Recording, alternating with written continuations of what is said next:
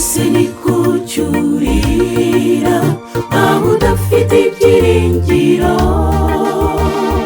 Buri muntu wese ku giti cye arahangayitse rwose.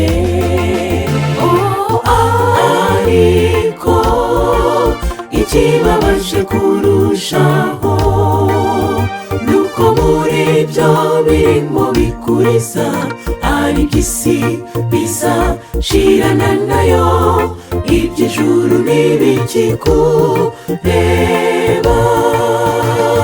Shaka ubwami bw'Imana no gukiranuka kwayo, nawe ibindi byose uzabyongererwa.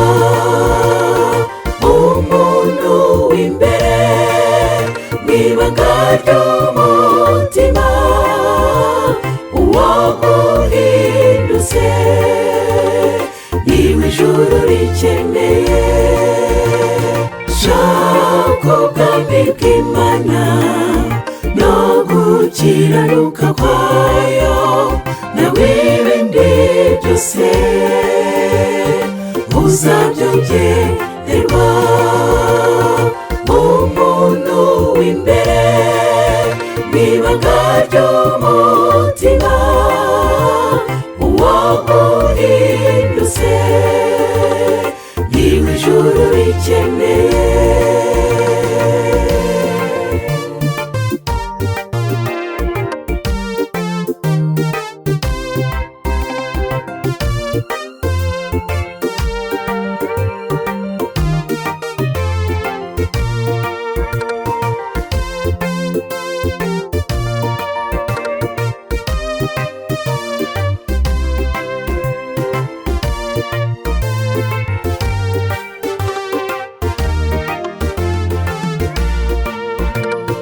Bamwe bahangayikishijwe nuko iterambere ribasiga, barara amajoro bakora cyane batejo. Wenda nanjye nzagura inzu, imodoka nziza ndetse n'ubutaka i Nyarutarama.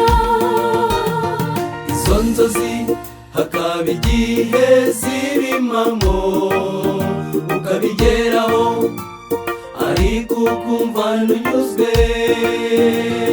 Kunyurwa kwa mbere n'ugutunga Yesu, naho ibindi byose birashira.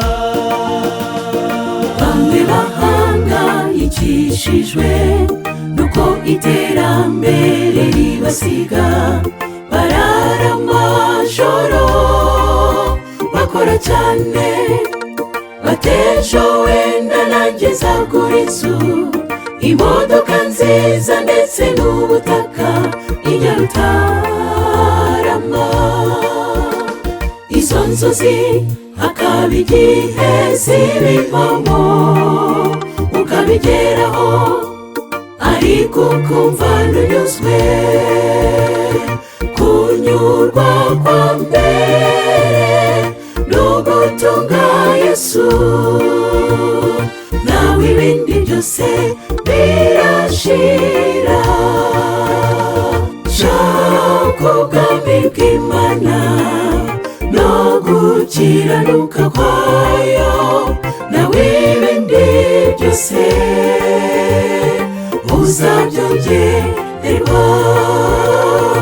Umuntu w'imbere mw'ibanga ry'umutima, uwo uhindutse niwe ijuru rikeneye. Shaka ubwami bw'Imana no gukiranuka kwayo, nawe ibindi byose uzabyongererwa. Umuntu w'imbere mw'ibanga ry'umutima, uwo uhindutse niwe ijuru rikeneye.